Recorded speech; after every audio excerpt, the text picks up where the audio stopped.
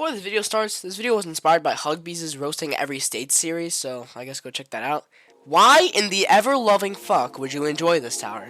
Like, 1/3 of this tower is tightropes, which translates to me as, oh sorry, I couldn't come up with actual gameplay somehow, so fuck you. This tower is such a slap in the face. Thanos is supposed to be this almighty and powerful being, and with Thanos Tower, they portray him as a submissive femboy who is hiding his TikTok account from his parents. You also have the super inconsistent difficulty and the fact that you can tell is made by people who shouldn't have business making towers, or at least during the time this abomination was conceived. I'm giving TT a failing grade. This tower isn't actually bad, you know? This tower is a good example of a glow up. I mean, we could sort of excuse the fact that they could have ruined the tower with floor 9 and the beginning of floor 10. However, for a revamp, they did a good job. Oh yeah, this is a revamp. Let's take a good look at the old difficulty chart. This soul crushing sort of screams, oh fuck, we need to get this soul crushing done quick or else I'm gonna miss my middle school dance again. This used to be one of the examples of what not to do when making a tower, and one of them is letting Itnir help you. The Virgin TODCC cannot compare to the Chad TODC. Good job on the first semi-good soul crushing. I can't live with the knowledge that some psychopaths enjoy TOC. Instead of asking them, why would you enjoy trash? Just ask, why do you hate yourself this much? You also have to love the fact that the tower's first floor is nearly unplayable when you have events happening. It is like Itnir was trying to send a message to everyone not to play the tower, but the JTO player simply marked it as return to sender, with an added middle finger stamped on the envelope. Oh shit guys, watch out, it's the first tower to not have his 21st chromosome, so now it is this fat lumps of shit. You have to question what is going on inside the creator's head here. Like, do they really think they were doing something here? This tower is the perfect example of how not to make your tower. This is everything a half-assed tower is, except it is actually a quarter-assed tower. Please revamp or remove, bitch. Oh, I bet you thought they would have actually picked a good tower for the replacement of Toga, which by the way was already a shitty tower in of itself, but this is JTO, goddammit, what'd you expect? Did you really think you were gonna be safe now that your lazy ass doesn't have to spend 3 extra seconds to perform a corner clip? Well, you're wrong. A friend told me that he liked this because it was a terrifying version of TODC, which proves that this tower has traumatized him and he's trying to cope. I don't know about you, but sudden spikes in difficulty with trash gameplay are not in my books for top things players want in towers. You can tell which part was built when. They built Side A first, then they realized that it was way too easy, so they tried to slap in as many difficulty spikes in GPJ as possible to balance it all out. This is so far the first tower I used glitches with to complete, which personally speaks volume about the fun factor. But what am I kidding? Do you think Seal would let good gameplay get past his metal detectors? If I got $1 for every misalignment in this shit-ass tower, then I could pay off my student loans 17 times over. This tower used to be remorseless, but in order to be more relevant and get more attention, it suddenly became insane difficulty. There are no justifications for its putrid existence.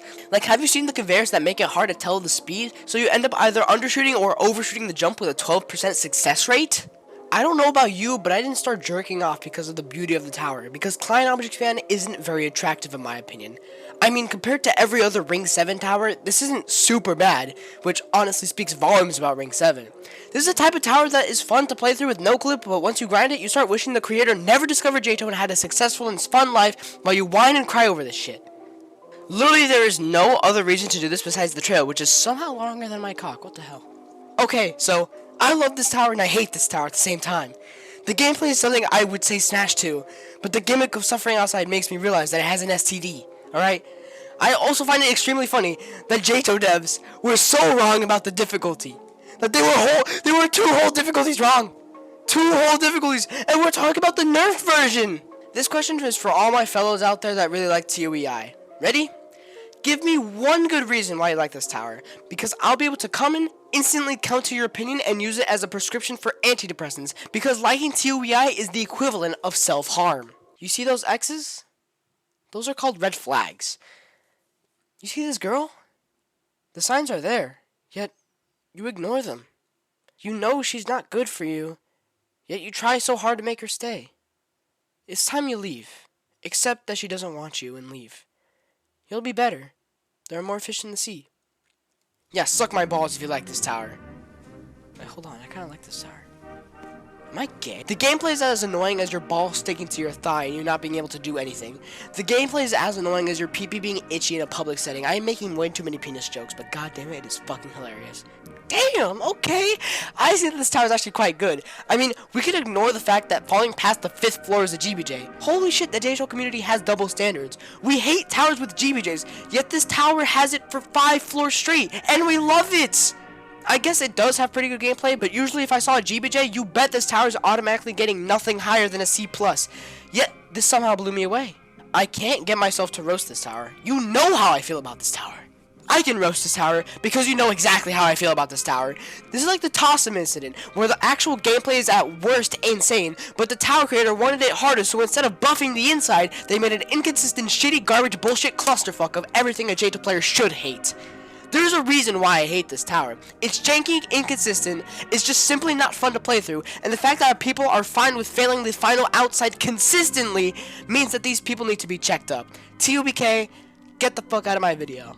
How many policemen does it take to beat the first 4 floors of Tons?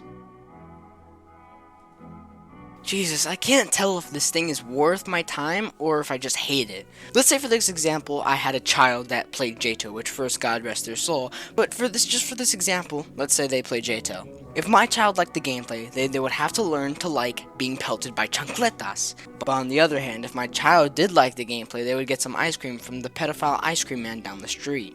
The name is verifiably true. Although the road to championship is riddled with many shit guns and artillery, it really is not worth it in the end because J2 isn't gonna look too good on your resume. Oh, so since you're the hardest tower in the game, you get a pass on GBJs? I mean, they're not GBJs, but like they're insta-kills, so that's basically the same thing. Thinning in terms of how long it takes people to complete this shit. It isn't like a super bad tower. It looks like it came from a Tower Now submission because I bet you here this creation did not take a lot of mental and physical power to create. If I was at the right place at the right time and discovered J2, I probably could have squeezed in a little unlucky nugget for Zone 1.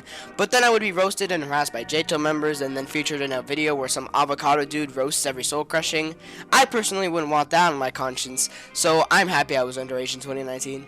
Well, what do you know? I thought I sucked ass at math because I didn't do too hot in that math test. The math test was about extremely helpful graphing, and that extremely helpful graphing ended up having my grade for the quarter fucked. But hey, I see that someone didn't know that they made this tower during the time where like 3-sided towers were popular, and I guess they had some sort of dementia. It's either that very realistic story or Double Trouble sounds better than Triple Trouble. Or it could also be the fact that Triangular Terror took the acronym. But that is an easy fix, just add an exponent to the acronym, and now you know why I will be accepted into Harvard. Holy shit, I didn't know a goth tower could be so based.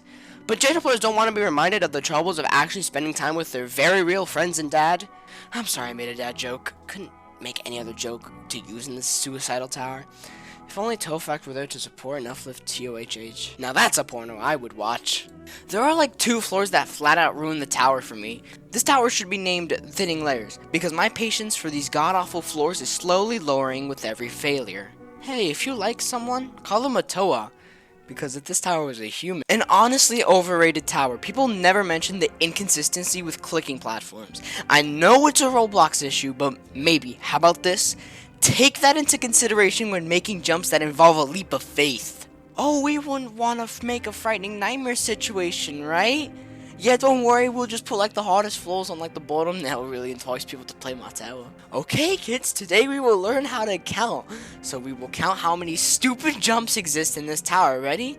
Okay, on the count of 3, we will all learn how to count to 100 and beyond thanks to this tower. The name is automatically a turn off for most women due to it sounding like a sad man's sex life.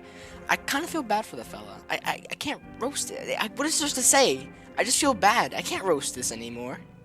I am genuinely confused about the order of the series. First, it was Inevitable Failure, then Champions Road, then this, which by the way is easier.